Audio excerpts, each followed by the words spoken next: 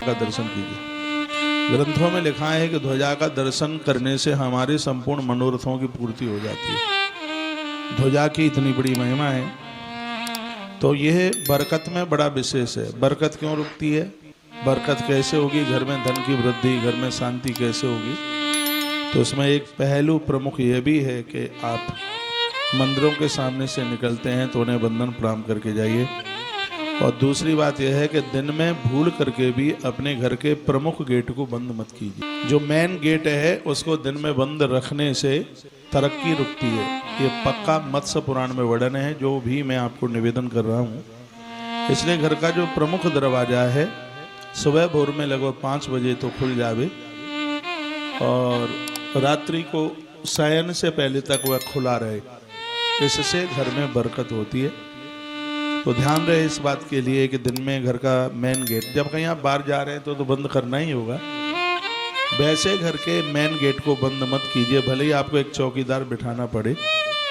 घर के main gate को खोल करके रखिए, इससे घर में बरकत होती है, इससे घर में तरक्की होती है। और मैं बिना प्रमाण के कोई भी बात नहीं करूँगा, तो विद्वान लोग भी हमारे इन कार्यक्रमों को सुनते हैं।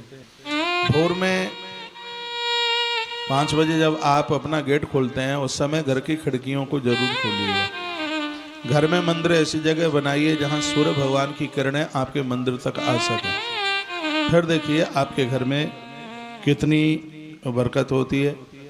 अगली बात मैं निवेदन करूंगा, टूटा फूटा सामान एक लंबे समय के लिए घर में बिल्कुल भी न रखें। टूटी चारपाई, फटी फटाई चटाई, आटा गूंथने वाला पात्र, तवा और पानी पीने वाले बर्तन, ये सब टूटे फूटे कबाड़ा खाना घर में बिल्कुल मत रखिए। इससे भी नहीं तो घर की बरकत रुक जाएगी। तो यह टूटा फूटा ये सब सामान है, इसको सबको इकट्ठा करने के लिए बिल्कुल ज़रूरत है ही नहीं। इसको चेंज करके, एक बात और मैं निवेदन करूंगा, जितना भी कबाड़ा आपका जाता है कबाड़ा दे करके पैसा मत लीजिए। कबाड़ा दे करके यदि आपने पैसा लिया है तो उसके तत्काल बर्तन लेकर के आइए, ये बहुत ज़्यादा शुभ है। कबाड़ा बेचकर उस पैसे को आप अपने भोजन पानी में लगा देते हैं, नहीं, उसके द्वारा कोई भी सामान आप खरीदें। कबाड़ा बेच करके जो भी कोई रुपया पैसा आता है तो उससे खाने पीने की चीज़ें नहीं, रोज के यूज में करने वाली चीज़ों को उससे खरीदिए। कबाड़ा बेच करके उस पैसे को आप भोजन पानी पर आप खर्च कर लेते हैं, अपनी रसोई पर खर्च कर लेते हैं, तो इससे घर की बरकत रुकती है। जो भी टूटे फूटे बर्तन भाड़े आपने बेचे हैं और कबाड़िया ने आपको पैसा दिया है, तो उससे आप घर के बर्तन या और कोई सामान यूज करने वाला सामान है वही ले करके आइए, उसको अपनी रसोई में मत लगाइए। मैं एक एक बात आपको निवेदन कर रहा हूँ और ये बड़ी ग्राह्य बात है, ग्रहण करने के लायक बात है और इससे बहुत कुछ सीखने को मिलेगा।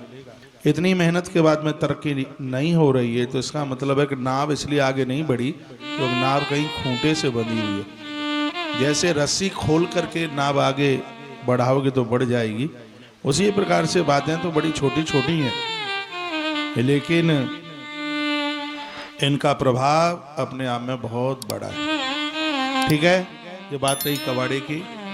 और घर में बरकत रुक जाती है, उसमें घर का जो मुखिया है, जिसे प्रमुख आदमी कहते हैं, यदि वो रूठा हुआ रहता है, यदि उसके अंदर चिड़चिड़ापन है, सबसे लड़ करके झगड़ करके बात करता है, तो घर की बरकत रुक जाएगी। घर के जो जवाबदार लोग हैं, मुखिया लोग हैं, कमाने वाले लोग हैं, ऐसे लोगों को घर में मुंह लटका के नहीं रहना चाहिए, उन्हें अति प्रसन्न रहना चाहिए। फिर देखिए प्रमोशन कितना जल्दी होता है, तरक्की कितनी होती है। जो घर में ऐसे लोग हैं जिनके द्वारा चूल्हा जलता है, जिनके द्वारा घर चलता है, ऐसे लोगों को मुस्कुराहट के साथ रहना चाहिए। सबके साथ स्नेह और प्रेम से रहें, इससे आपकी बरकत होगी।